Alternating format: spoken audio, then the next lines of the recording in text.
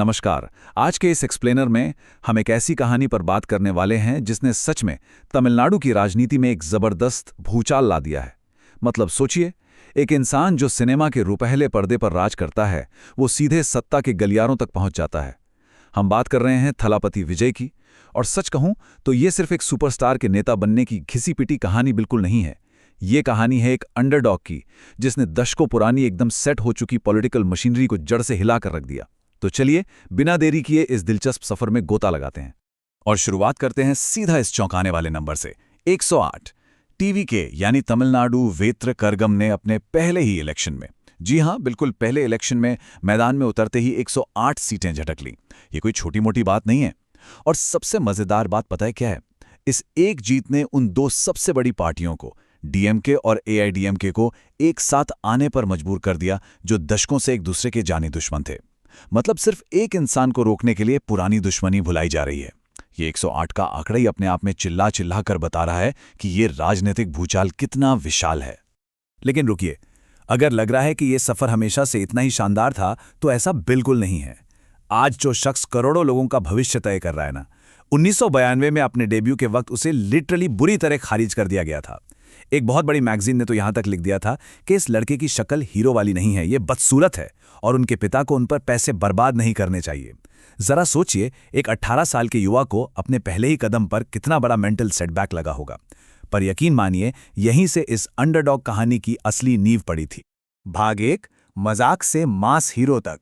तो चलिए देखते हैं कि लोगों के मजाक उड़ाए जाने से लेकर करोड़ों दिलों की धड़कन बनने तक का ये सफर आखिर तय कैसे हुआ। कहते हैं ना, खामोशी से की गई मेहनत एक दिन जरूर शोर मचाती है। 1984 में एक चाइल्ड आर्टिस्ट के तौर पर शुरुआत करने के बाद 1992 में लगातार 7 फ्लॉप फिल्मों का सामना करना पड़ा। मीडिया उन्हें फ्लॉप मशीन कहने लगी थी। लेकिन कंप्लेन करने या हार मानने की बजाय विजय ने क्या किया? उन्होंने मार्शल आर्ट सीखा, अपनी डांसिंग स्किल्स को बेहतर किया और अपनी एक्टिंग को निखारा। और फिर 1996 में पूवे उंटागा के रूप में उन्हें वो बड़ी ब्रेक थ्रू सफलता मिली। इसके बाद 2003 में आई गिल्ली ने तो जैसे इतिहास ही रच दिया। ये तमिलनाडु की पहली फिल्म थी जिसने 50 करोड़ का बिजनेस किया और विजय को हमेशा के लिए मेगा स्टारडम के शिखर पर बिठा दिया। और यहाँ एक बड़ा ही दिलचस्प फैक्ट है, बॉक्स ऑफिस पर विजय का जादू सिर्फ साउथ इंडिया तक ही सीमित नहीं था। क्या आपको पता है कि बॉलीवुड की कई बड़ी ब्लॉकबस्टर फिल्में, जैसे सलमान खान की वांटेड और अक्षय कुमार की हॉलिडे, असल में विजय की ही ओरिजिनल फिल्मों की रीमेक थी? जी हां, कई सालों तक बड़े बड़े फिल्म उद्योग भी भले ही अनजाने में विजय की शानदार कहानियों और उनके सेट किए गए फॉर्मूले के सहारे ही चल रहे थे।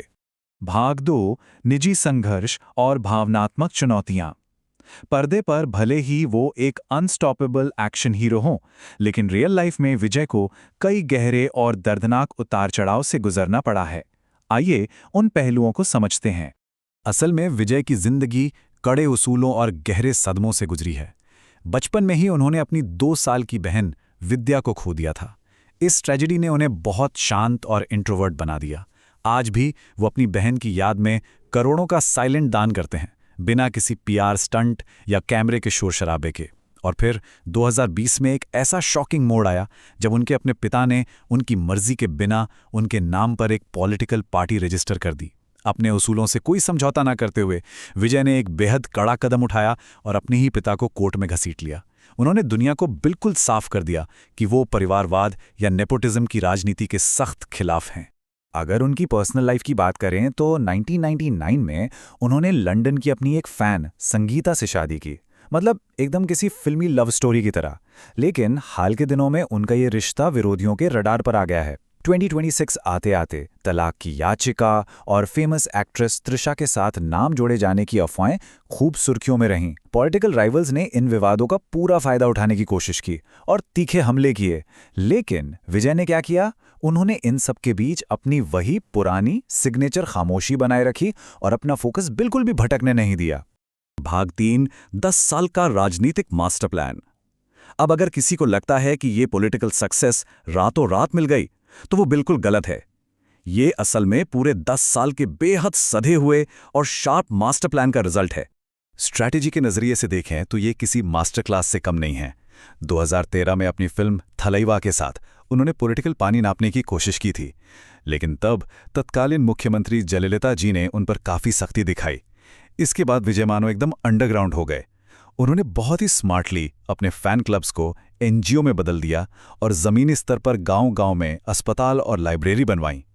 कत्थी और मर्सल जैसी फिल्मों को तो लिटरली एक लैबोरेटरी की तरह यूज़ किया गया, जहां किसानों और जीएसटी जैसे मुद्दों पर सीधा पॉलिटिकल मैसेजिंग की गई। और फिर जयललिता के निधन के बाद राजनीति में जो एक बड़ा खालीपन आया, विजय की 10 साल की साइलेंट तपस्या और उनकी मजबूत डिजिटल आर्मी ने उसे भरने का एकदम परफेक्ट मौका पकड़ लिया। अब देखिए, राजनीति है तो विरोधी चालें तो होंगी ही ना। विरोधियों ने विजय को फंसाने के लिए उनके क्रिश्चियन बर्थ नेम यानी जोसेफ विजय को उछाला ताकि किसी तरह धार्मिक ध्रुवीकरण किया जा सके। लेकिन भाई, इस जाल को उन्होंने इतनी खूबसूरती से काटा कि सब देखते रह गए। उन्होंने अपने बचाव में कोई लंबी चौड़ी प्रेस कॉन्फ्रेंस करके सफाई नहीं दी, बल्कि सीधे मंदिरों और मस्जिदों में जाकर दर्शन किए। उन्होंने ये मैसेज क्लियर कर दिया कि उनकी पहचान किसी एक धर्म तक सीमित नहीं है, और बहुत ही मजबूती से स्टैंड लिया कि वो सबसे पहले तमिल हैं। बस इस एक दांव ने धर्म के नाम पर बांटने की हर कोशिश को पूरी तरह से न्यूट्रलाइज कर दिया। अच्छा, अब जरा इस फैक्ट पर ध्यान दीजिए, ये सच में दिमाग घुमा देने वाला है। उनकी हालिया फिल्मों में एक कार इस्तेमाल हुई थी और उसकी नंबर प्लेट पता है क्या थी? TN07 CM 2026। अब आप ही सोचिए, क्या यह सिर्फ एक इत्तेफाक था या फिर जनता के दिमाग में ये बात सेट करने का कोई मास्टरमाइंड साइकोलॉजिकल खेल था कि 2026 का CM कौन बनने वाला है? जो भी हो, इस एक छोटी सी भविष्यवाणी ने जनता के बीच एक गजब का नैरेटिव सेट कर दिया। भाग 4, एक नए युग की शुरुआत।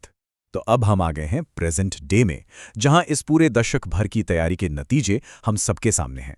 और ये कहना बिल्कुल गलत नहीं होगा कि ये तमिलनाडु में एक बिल्कुल नए युग की शुरुआत है।